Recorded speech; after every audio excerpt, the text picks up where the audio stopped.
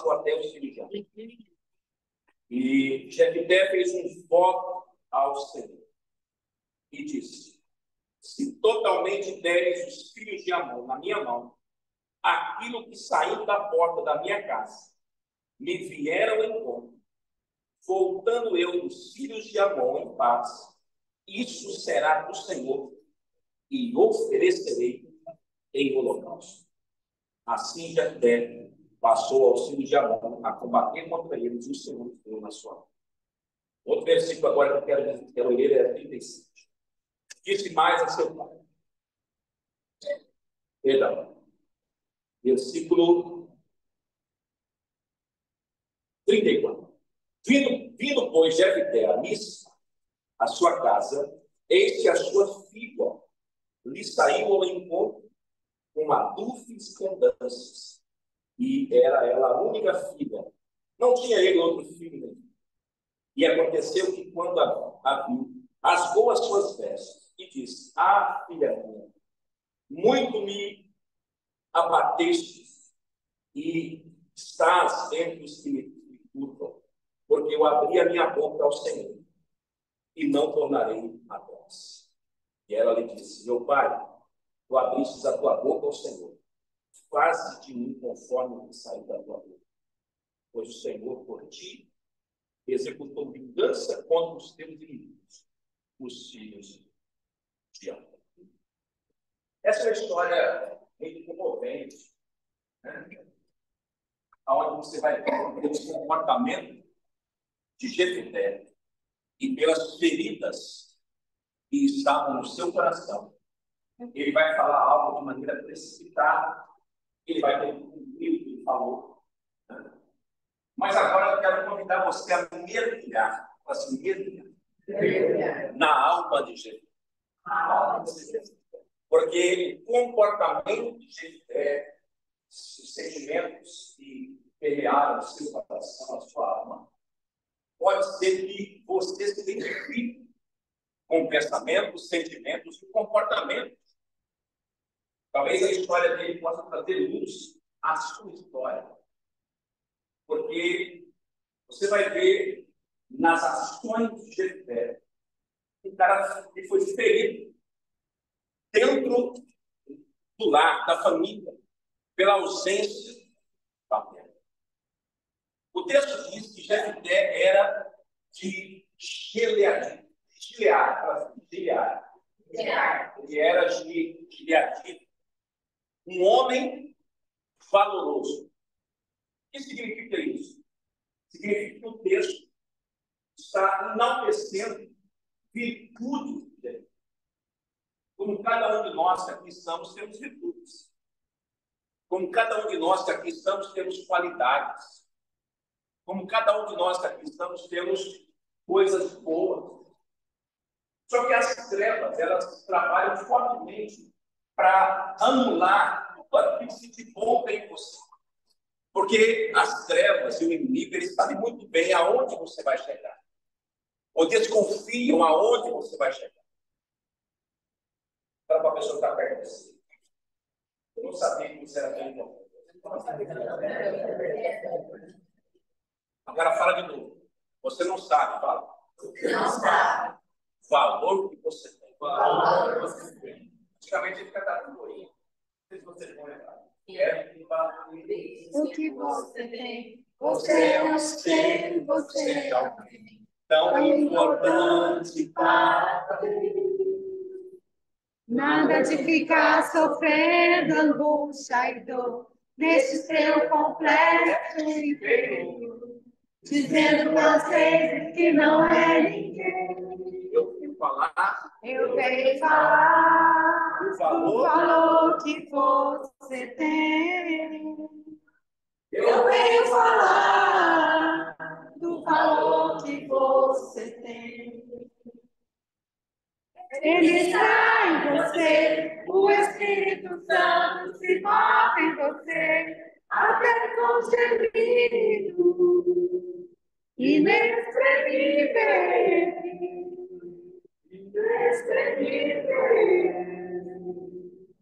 Aí você pode então perceber que para ele há algo importante em você. Por isso levante e cante, exalte o Senhor. Você tem valor, o Espírito Santo se move em você. Você tem valor, o Espírito Santo se move em você. Agora sim eu tenho valor. Eu tenho valor. Olha só. O texto diz que ele era um homem valoroso, de virtudes, de qualidades, como todos nós temos. Agora, preste atenção no texto. Era Jefité, o gileadita, homem valoroso. Aí tem uma palavrinha pequena, mas que faz um estrago grande na alma. Olha a palavra.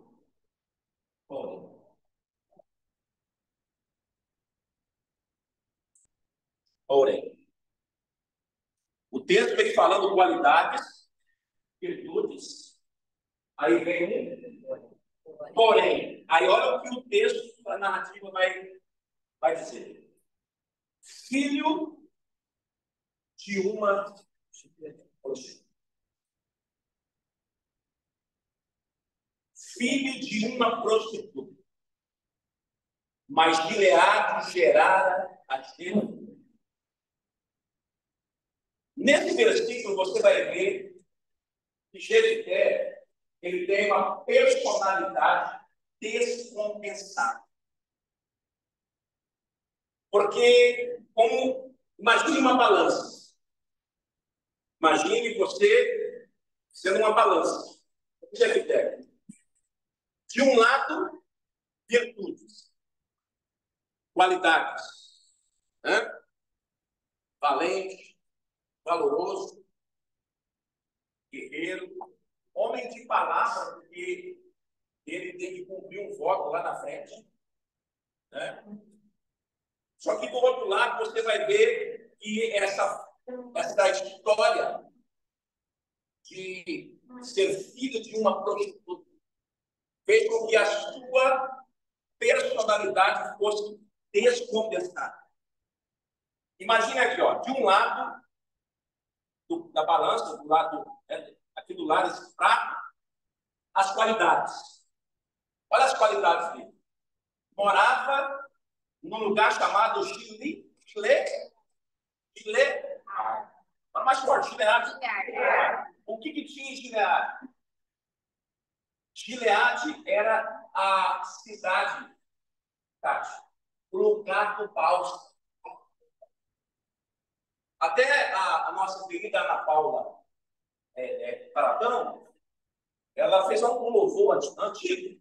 Há um bálsamo em Gileade. Querendo, né? Era só ela. Então, Gileade é a cidade do bálsamo. É o lugar da cura, para ser lugar da cura. Lugar da força. Lugar da destreza. Olha só, tudo isso é o lado bom, positivo da identidade, da personalidade de Jefté. Nasceu no lugar onde a cura é disponível. Tem o bálsamo do Gileade. Se der um olho aqui, não é o bálsamo, mas é a mirra, para que um dia você aqui hoje. Né? Tenho certeza que cabeças e grilhões serão quebrados. Uma outra coisa que diz o texto, né, que a gente vê isso de maneira implícita, né, ele era valente, corajoso e um potencial forte de liderança. Tanto é que os anciãos de Israel vão procurá-lo para que ele assuma a liderança. Por quê? Porque o livro de Juízes, se você estudar a história do livro de Juízes, você vai ver o povo de Israel vivendo uma gangorra. Quando eles estão em obediência, Deus abençoa. Na desobediência, Deus permite que eles caem nas mãos de Deus. É alguém com o microfone ligado.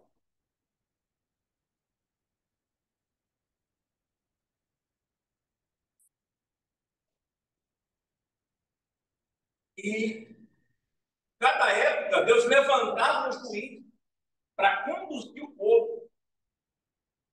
Porque então o povo caía nas mãos do inimigo, né? E aí Deus tinha que levantar alguém para essa pessoa ser o libertador, a libertadora.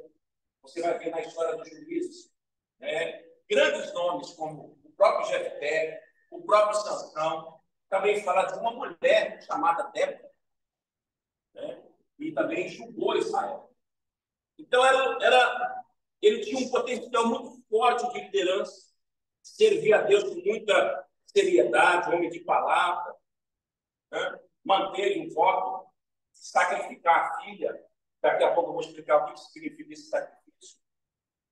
Mas, por outro lado da balança, o texto diz que ele era filho de uma prostituta. Agora, presta atenção. Como que uma dor, como que uma ferida não resolvida, ela vai descompensar toda uma, uma carga de virtude e todo o potencial. Porque mesmo com todas essas qualidades, a ferida faz com que as qualidades sejam eliminadas. Vocês estão aí? Olha a Deus. Todo o seu potencial se descompensou. E isso passou para ele a ser um referencial da sua identidade. Não só para ele, mas para a família e para a sociedade. As pessoas conheciam o Jefté como filho. Está vendo que a marca, a dor na alma de Jefté fazia com que uma mensagem fosse transmitida para a família e para a sociedade? Que é isso que o diabo faz. Ele fere você e ele vai trabalhar nas circunstâncias, ele vai trabalhar nas pessoas para que essa ferida seja sempre constante. Ele vai usar pessoas, ele vai usar circunstâncias para te golpear na sua história de vida, para ir te ferindo. Na mesma área onde você foi ferido lá atrás, na causa. Vocês estão aí? Para se tornar um ciclo de dor, um ciclo de sofrimento. Então, Jefté estava debaixo de um legado de rejeição e de imoralidade sexual. Por quê? Porque ele foi fruto de um relacionamento, né, de um pai, Jefté, se envolveu com uma prostituta. Muito parecido com a história de Davi. Davi era filho de uma moabita. Então, aí, gente, Davi era filho de uma moabita. Quando Jessé pegou, havia uma lei que dizia assim, que se um homem adulterasse, e esse adultério fosse com uma pessoa da mesma nação, e esse adultério gerasse filho, se nascesse menina, essa menina tinha que ficar com a mãe. Então, como Jefté se relacionou, né, fora do casamento com uma moabita e ela ficou grávida, ela nasce então, ela gera então Davi. E Davi então passa a ser a vergonha de Jessé. Então Davi era filho de uma moabita. Foi criado como bastardo, foi criado como escravo. É por isso que quando o profeta chega na sua casa, na casa do Jessé, para ungir Davi, quando Samuel chega ali, para ungir o novo dele, vem os filhos de Jessé. Aí vem o profeta Samuel quase de uma maneira precipitada, ungiu Eliabe achando que ele era dele. Porque olhou para ele, viu que ele era bonito, forte, alto, musculoso, esse é o rei. Né? Por quê? Porque eles tinham ungido o Saul lá atrás com essas mesmas características. Ele pensou, esse aí deve ser o novo dele. Aí o Senhor interrompe e fala assim: não olhe para a aparência, porque eu não vejo o que está fora, eu vejo o que está dentro. Glória a Deus. Fala para quem está perto. Eu não vejo o que está fora, eu vejo o que está dentro. Aí passa o Eliabe, passa 2, passa 3, passa 4. Aí ele pergunta: acabou o filho? Acabou. Não, peraí. Tem um que está lá no campo. O Samuel já sabia que se não está presente, se não está na casa, é bastardo. E filho bastardo não comia na mesa. O filho bastardo, depois que os filhos e toda a família comia, a sobra era levada para ele lá na porta dos fundos. Davi cuidava de ovelha, malhadas. E aí o Samuel, sabendo disso, fala assim: então, enquanto ele não chegar aqui, ninguém senta ao redor dele. E aí, quando Davi chega, Davi vai ser ungido, o novo rei de Israel, o desprezado, o rejeitado. Sabe por que eu estou falando isso aqui? Você fica fora daquilo que eu tinha planejado. Mas sabe o que os filhos estão falando aqui agora? Diga por quê? Por quê? Porque Deus quer curar hoje pessoas aqui que foram desprezadas, que foram rejeitadas, que foram abandonadas. E você, Deus vai te tirar do anonimato e fazer você sentar na mesa dos filhos. Vocês estão aí, gente? Fala alguma coisa? Jefté foi ferido fortemente na rejeição. Era um homem maldito, discriminado, a vergonha do pecado do pai, era filho de um adultério, e o inimigo foi golpeando Jefté nessa ferida da rejeição. O ataque mais dominante, repita comigo, o ataque mais dominante de Satanás é a rejeição. Uma pessoa rejeitada, agora tem uma chave poderosa. Uma pessoa rejeitada, porque ninguém gosta de sofrer. Gosta? Ninguém gosta de sofrer. Então, quando você é rejeitado, você vai criar uma estrutura, fala assim, estrutura de defesa. Isso é quase que imperceptível e quase que inconsciente. Talvez quem está fora percebe, Fernando. A gente muitas vezes não tem a noção e nem a percepção. Mas quem convive com a gente, está perto da gente, consegue ver pelo seu comportamento que você tem um trauma, uma descompensação na sua identidade. Então, quem sofre de rejeição vai criar uma estrutura de defesa. Essa estrutura, eu vou chamar ela de paredes. Fala assim, paredes. Paredes. E essas paredes, elas vão se mover de duas maneiras. Ou ela vai construir alguns tijolinhos. É uma parede, né? A parede é para quê? Para você se esconder. Por isso que tem muita gente ferida se escondendo atrás de muros, paredes de proteção. Ó, está falando aí. Então, cada tijolinho tem um nome. E essa parede, eu vou chamar ela de parede da rejeição. Por quê? Porque tem gente que é rejeitada e ela fica nesse lado, ela fica rejeitada. Outra não aceita a rejeição. Aí ela vai para a rebelião, para a revolta. Vou explicar melhor. Eu quero até separei aqui alguns tijolinhos para você se identificar com. E no final vamos quebrar esses tijolinhos aqui. Então vamos lá, parede da rejeição. Está mais forte, parede da rejeição. Parede da rejeição. Olha os tijolinhos. Tristeza. Aquele abatimento. A Bíblia fala de uma tristeza, mas uma tristeza que leva você ao arrependimento. Mas a tristeza, existe uma tristeza que é fruto de um coração rejeitado. Aonde você fica permanentemente naquele lugar de prisão, de abatimento.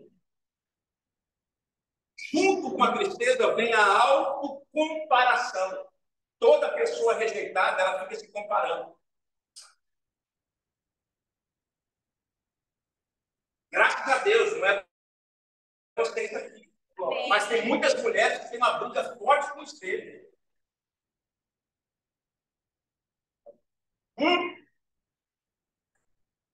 Será que eu estou bem? Ó. Nossa, tudo. Não, tem que contratar um profissional. Qualquer coisa, contrata o personal. Nada convence. Está tudo bem. Fala para quem está perto de você. Você é lindo, você é lindo. Fala. Quem te fez assim foi Deus. Está falando com você. Fica de pé. Fica de pé. Deus quer falar com você. Deus quer te curar hoje. O Espírito de Deus está te tocando a mão. Não se sinta rejeitado. Não se sinta desprezado. Eu estou quebrando algo na sua vida, do lado do passado, lá da sua infância.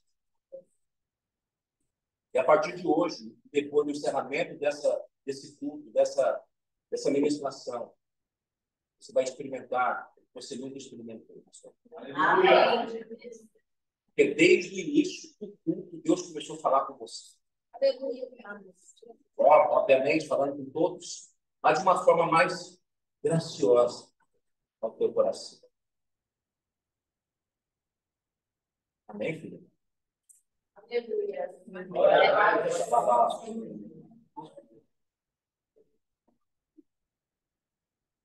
Fala novamente para quem está perto. Você tem valor. Não se compare. Você é única. E você precisa se valorizar. Você precisa se amar. Olha o que diz a palavra. Amar a Deus acima de todas as coisas e ao teu próximo como a ti. É impossível você amar uma pessoa próxima se você não amar você. Ama, Jeová. Sabe por que você às vezes tem dificuldade de amar o próximo? Porque você nem se ama. Deseje, queira. Porque você é o melhor de Deus. Aleluia. Olha só, estou meio gordinho, mas eu me acho o máximo. Amém? A minha esposa, quando olha para mim, ela está assim, uau! É lógico.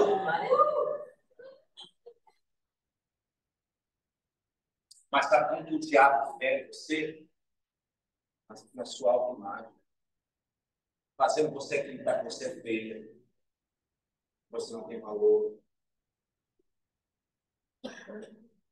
E às vezes não é um bom vestido, não é um bom acessório que vai esconder e camuflar as feridas de uma alma. Meu Deus. Aleluia. Porque eu estou vendo aqui, você bem vestido, mas o Espírito de Deus que tudo vê além dos planos. Verdade.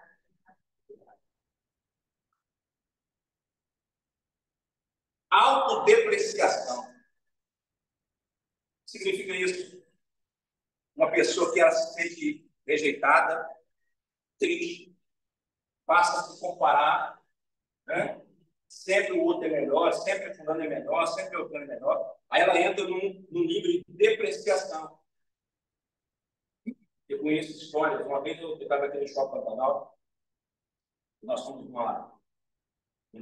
naquela lojinha do... Que negócio que vocês gostam de doce?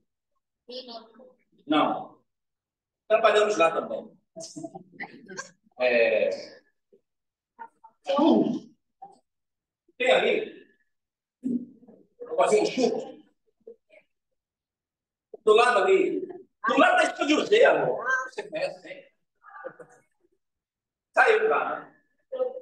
E tinha uma mocinha atendendo. Quando eu cheguei, né, ela estava comprando junto com o Léo, com a Maria.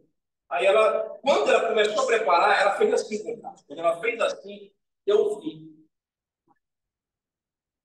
vários suportes de gilete. Aí eu falei assim, eu não posso passar batido. É agora. É agora.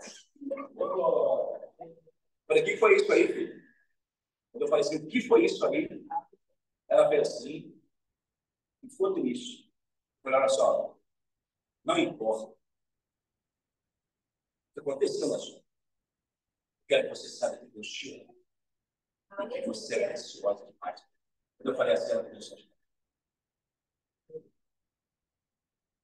Por que eu estou falando isso aqui agora? Porque teve gente que tentou suicídio.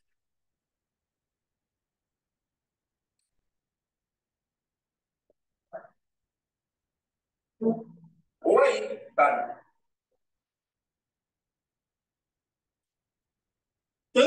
Tamanha era a dor. Que uma pessoa que pensa em suicidar, porque a parede da rejeição, o final de uma pessoa que vai tendo os pensamentos, as emoções, o comportamento, formando essa parede através desses sintonismos, o final dela é o suicídio.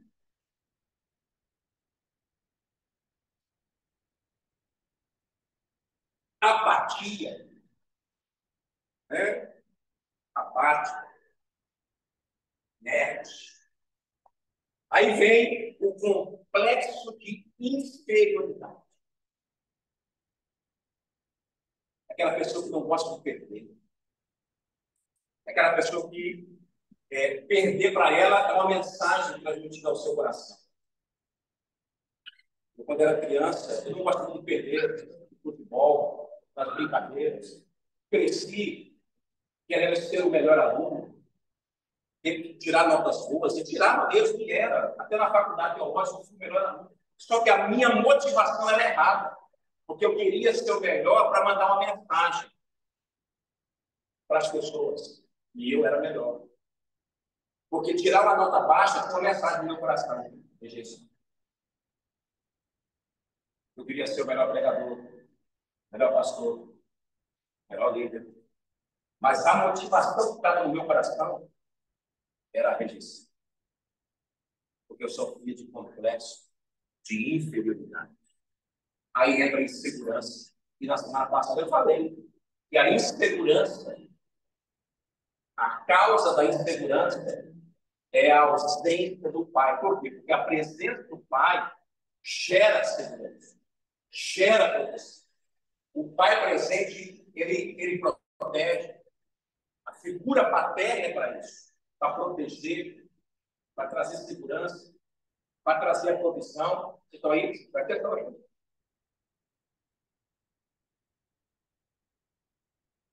Amém? Amém? Outra coisa. Sentimento de culpa.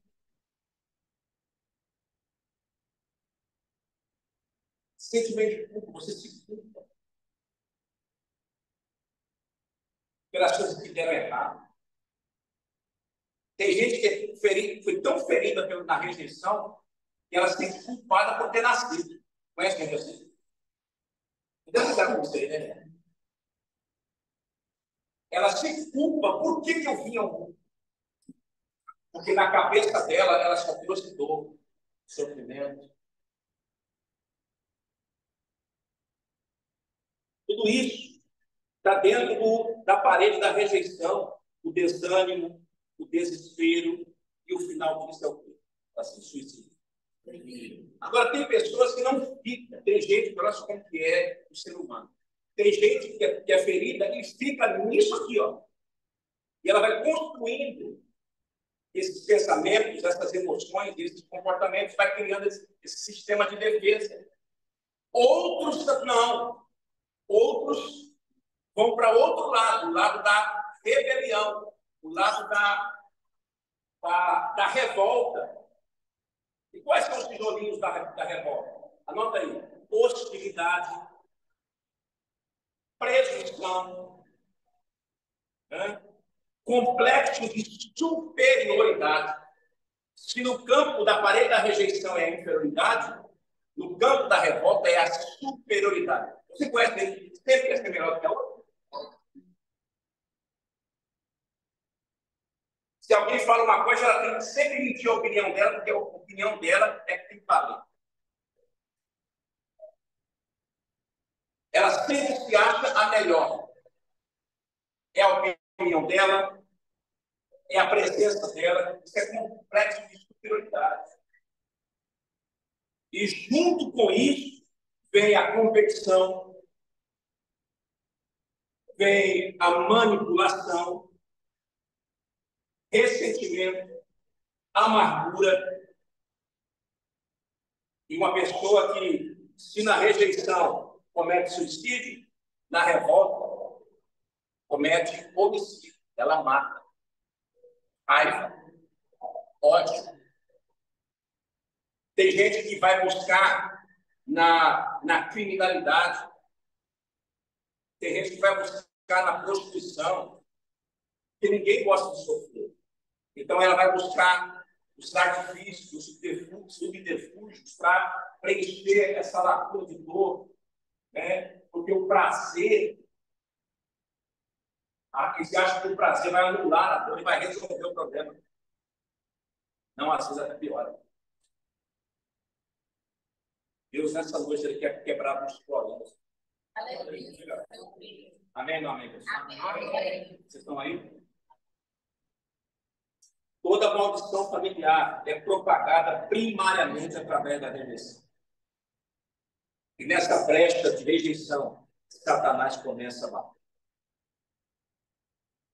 Você já percebeu que toda pessoa, até falei isso na semana passada, toda pessoa rejeitada, ela vai se envolver com outra pessoa também rejeitada? Os feridos, fala assim, os feridos se atraem. Se atrai.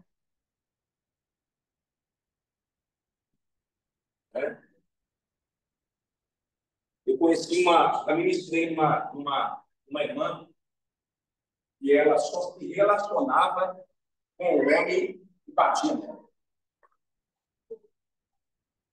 Todo relacionamento que ela teve, ela apanhava do namorado. Por quê? Porque também a mãe apanhava do pai. E às vezes não, muito comum isso. Muitas pessoas saem de casa, muitas mulheres saíram de casa precocemente, se lançaram aos braços de um rapaz achando que ali seria a salvação da vida dela. Isso foi pior, porque ela se encontrou com uma pessoa que estava na mesma dimensão de dor dela. E toda pessoa que tem problemas familiares, ela vai buscar na área, no sexo, o alívio para a sua vida.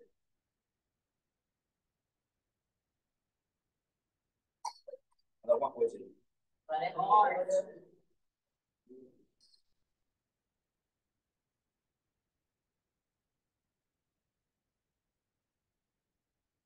Algumas coisas para você entender aqui essa ferida no coração de Jesus. A indiferença do pai. Olha o versículo 2. Também a mulher de Gileade lhe deu os filhos, e sendo os filhos dessa mulher já grandes, expulsaram a Jefité e lhe disseram: não herdarás na casa do nosso pai, porque és filho de uma outra mulher. O que eu vejo aqui? A passividade do pai. Porque os irmãos de Jefité vão expulsá-lo, os irmãos vão agir de maneira dura com ele, e o pai não faz nada.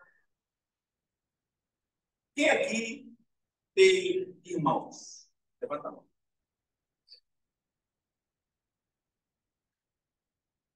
Tem mais, tem um ou dois, tem? Olha só. Preste bem atenção no que eu vou falar, porque estou falando algo debaixo da palavra e do Espírito de Deus da questão. Isso é muito comum acontecer. Não deveria, mas acontece. Quem aqui, aliás, vou pedir para você levantar. Mas quem aqui, no seu lar, na sua família, percebia que seu pai e a sua mãe sempre valorizavam o seu irmão e não valorizavam você?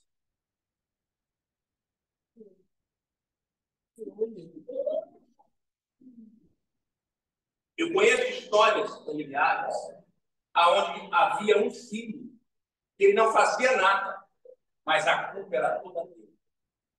Os irmãos erravam, ele que apanhava. Os irmãos falhavam, ele recebia. Que mensagem que esse pai passa com um filho assim?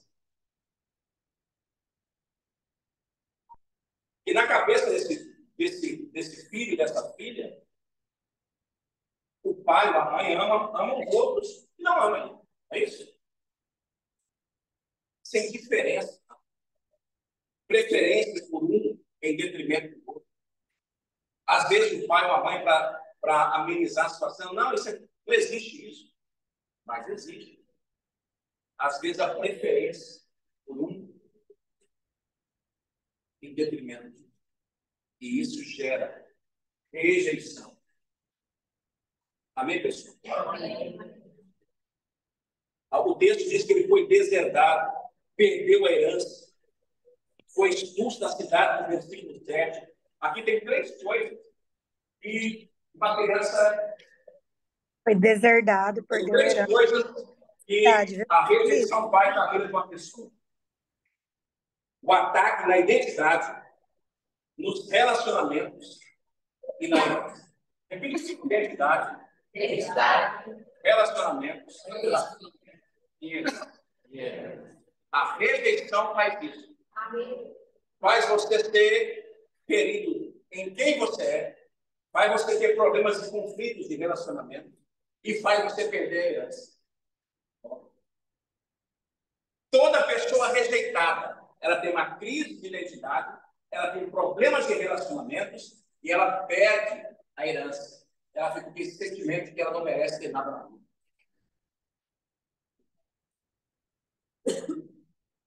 Por quê? Porque esse pai, e aqui no caso de Jefté, a ausência de um pai emocionalmente.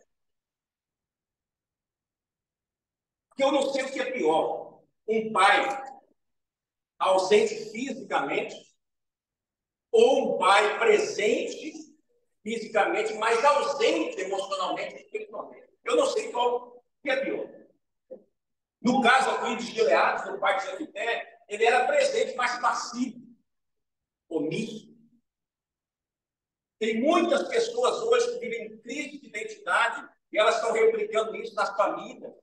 E se não forem restauradas, curadas e ter a identidade restaurada em Cristo, elas vão replicando isso nos filhos e nos netos. Lares onde a mulher assume as rédeas das coisas e o homem é passivo. E aí o que acontece? Uma família totalmente descompensada. A identidade dos filhos já é prejudicada. Por quê? Porque o pai tem que assumir o papel do sacerdócio. E a mulher tem outro papel. Qual que é a maior crise hoje? O diabo atacando as famílias e tirando o marido e a mulher das suas posições. E aí entra um espírito muito famoso, chamado Jéssica. Você conhece ela? A Jéssica. Porque a Jezabel só age aonde tem passividade. Para Jezabel agir, tem que ter um homem passivo.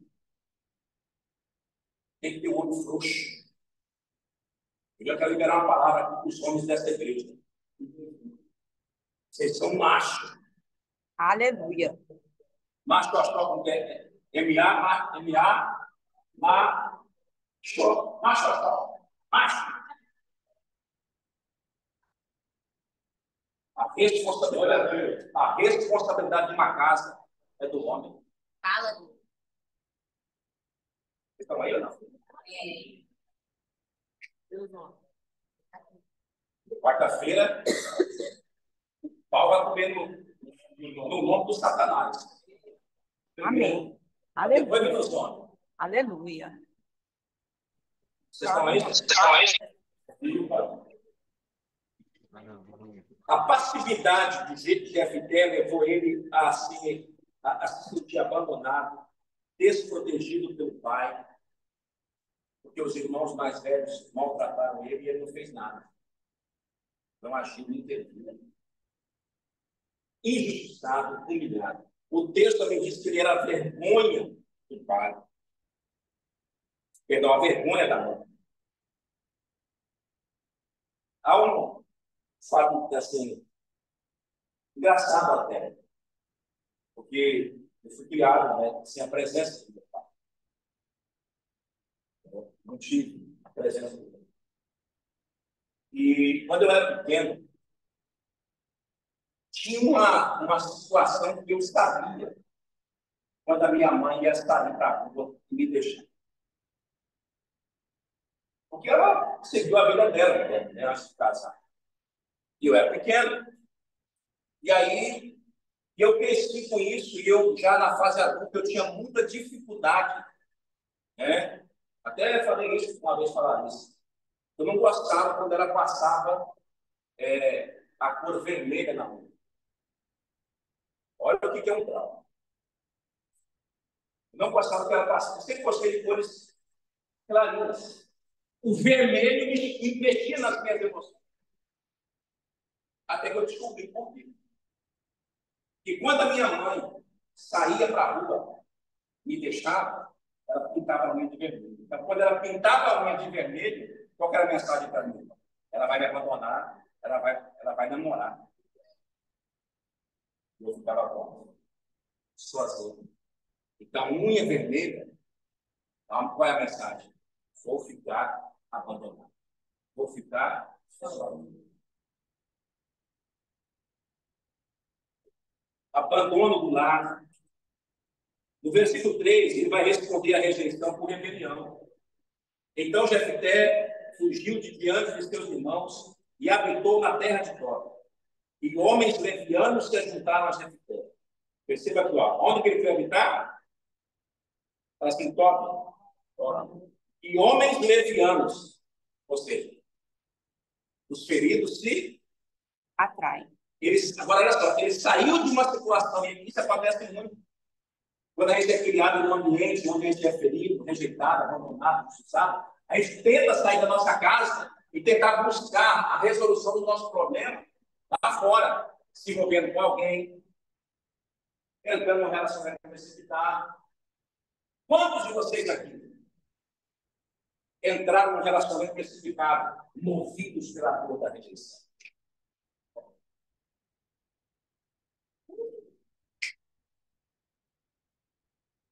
Porque a gente acha que saindo da situação e buscando lá fora a gente vai resolver. Só que piora. Diga por quê. Diga para mim por que piora. Porque não adianta você buscar lá fora aquilo que você precisa resolver dentro de você. Top é o lugar, é o ambiente da orfandade. Top é a rua para onde muitos vão fugir do pai. Só que Tob não está fora. Assim, Tob não está fora. Tob não está fora. Está dentro. Está dentro. Ele saiu da situação, mas a situação não saiu dele. Como ele não foi curado, ele tentava buscar esse alívio na justiça própria, na autoafirmação, na manipulação, na soberba, na altivez, no orgulho, na vingança. Quantas vezes eu quis ser melhor para provar para o meu pai e para a minha mãe que eu era melhor que pessoas.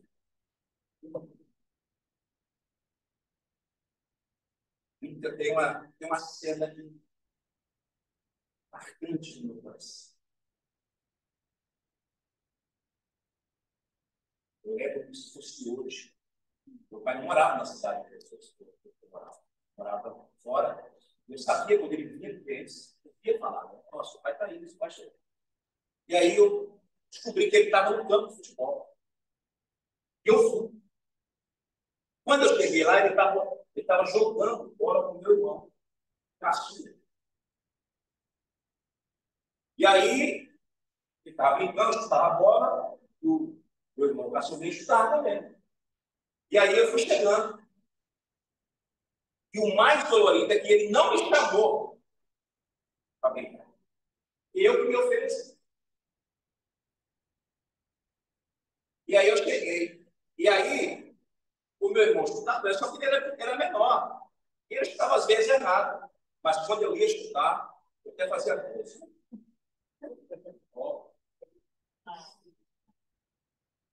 E é isso.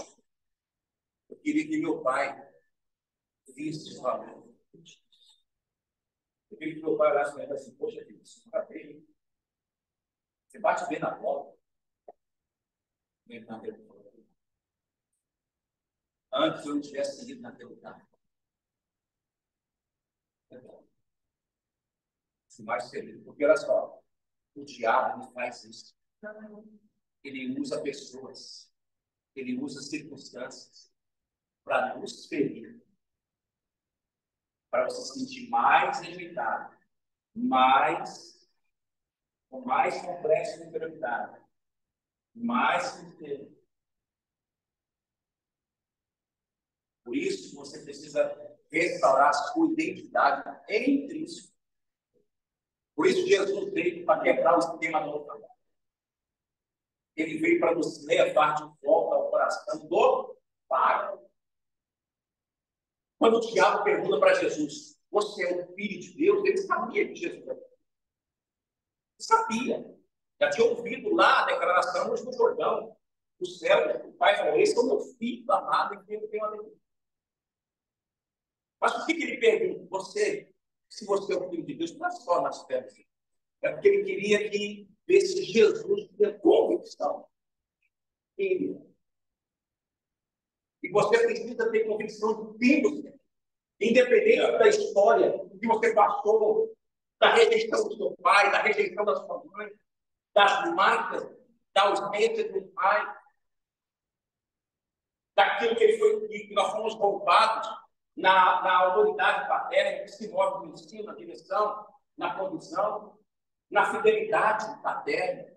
Quantas vezes tem gente aqui, meu Deus, tem gente aqui que tem dificuldade de acreditar nas promessas de Deus. Diga por quê? Por quê? Não, mais forte. Por quê? Porque o seu pai sempre falou algo e não cumpriu. Meu Deus. Ele prometeu e não foi. Ele prometeu de te dar e não te deu. Ele prometeu de ir e não foi. E aí você duvida de que Deus pode cumprir. Mas eu quero quebrar isso na sua vida hoje. E tudo que está escrito nessa palavra, em tudo que Deus falou, em revelação, para você vai se cumprir na sua vida. Porque não é homem para que minta, nem filho do homem para que se arrependa. Ele fala. Glória a Deus, amém. Vocês estão aí, gente? Amém. Fala para quem está perto de você. Deus já cumpriu o que ele falou para você.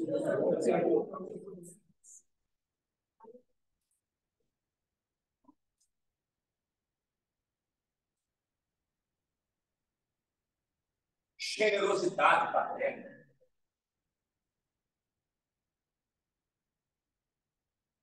Você sabia que ser pai e é generoso com o filho?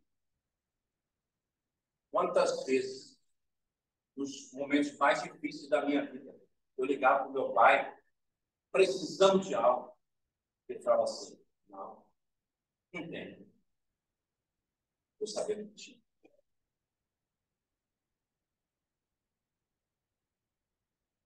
Quantas vezes eu ouvi não?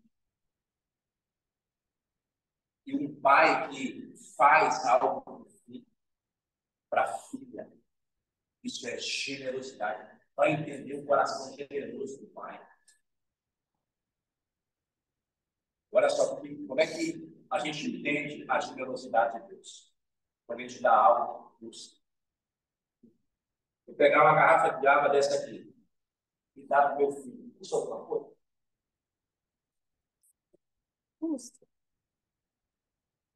E se eu der uma iPhone? Hã? Isso é mais, custa? A gente só entende a generosidade quando um pai faz algo de sacrifício. Quando você faz sua obrigação, tem muito pai que joga na cara do filho que o filho está fazendo a obrigação. O que está fazendo, na verdade, para ele, é a obrigação. Mas quando você faz algo além, é generosidade. Comunicação paterna significa isso. Deus é o ser que mais se comunica comigo. E a comunicação é a linguagem de Deus manifestar a sua vontade na nossa vida. E aqui as mulheres vão me ajudar a dar essa aula. Vocês podem ir, mas... Amém? Um amém muito fraquinho. Glória a Deus, amém. Mesmo aqui. Diga por quê? Por quê? Porque mulher, comunicação para ela é quando ela está falando e o marido está olhando dentro dos olhos. Amém. Glória a Deus. Assim que é. É ou não é? Começa a falar uma coisa, mulher, e aí eu pego o celular e diz assim, sim. Rapaz. Sabe qual é a mensagem que você manda para ela? Diga qual. Qual? O que ela está falando, não tem valor. Forte. Ó. Glória a Deus. É forte.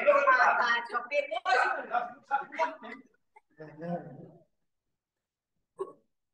Comunicação. É olho no olho, cara a cara, passo no passo. É ou não é? Quando o homem fala e a mulher não olha, e ele não olha nos olhos dela, ele manda uma mensagem para ela. E o que ela está falando não tem importância, não tem valor.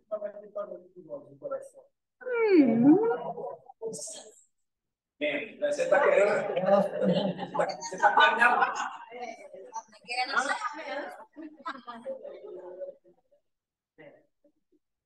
Isso. Você já percebeu quando uma mãe chama a atenção de um filho? Tem um texto, não tem? Quando um pai. Dói mais. Dói ou não dói? Agora, você imagina que uma chamada de atenção, uma disciplina dói, imagine algo positivo. É o mesmo.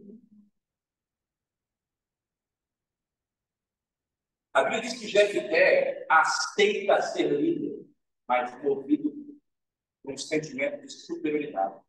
Porque ele foi abandonado pelos irmãos, foi expulso da casa, foi expulso da família, perdeu a herança, foi para uma cidade, foi para pobre. Né? E agora o pessoal, o povo, precisa dele. Só que aqui ele vai manifestar a revolta, porque ele sabe que as pessoas precisam dele. Ele é um líder, ele tem potencial. Só que ele vai tomar uma decisão e ele fala algo precipitado. Ele fala assim, não, eu aceito ser o líder. É uma obrigação. Eu aceito. Vocês estão precisando de mim, né? Eu sou o cara. Você sabe que tem muita gente forte, né? Não é o caso de vocês. Eu vou ter que usar essa expressão, mas não é você. Tem muita gente forte mas na verdade é para esconder as fraquezas da alma. Para mostrar que é forte. Homem não chora. Eu quero falar um negócio, homem chora, viu? Jesus chorou. Então, Jefté, quando os anciãos de Gileade vieram chamar ele, ó Jefté, só você pode nos ajudar. Ele deve ter pensado. Ah, é? Só que isso era uma maneira, uma reação diante da rejeição que eu sou. Eu sou pobre, eu sou dado, eu sou dado. E aí ele fala assim, ó, não, beleza, eu aceito o líder de você. Olha, e se Deus me der a vitória, a primeira pessoa que sair da minha casa, eu vou sacrificar para Deus. Deus cumpre, Deus dá a vitória para ele. Só que aí, quando ele vai chegando em casa, quem sai da casa? A filha. Algumas pessoas interpretam que Jefté sacrificou a menina, matou ela. Eu não penso assim. Jefté, na verdade, ele dedicou ela. Ela, na verdade, ela não teve a oportunidade de casar. Ela ficou virgem. Esse é o entendimento que eu creio. Mas um voto precipitado, uma palavra precipitada. Mas ele falou precipitadamente das feridas que tinha no coração. Uma pessoa que sofre de rejeição fala de maneira precipitada. Fala com muita ética. Estão aí? Essa palavra possa chegar ao coração de todos que estão aí. Beijo a todos. Deus abençoe vocês em nome de Jesus.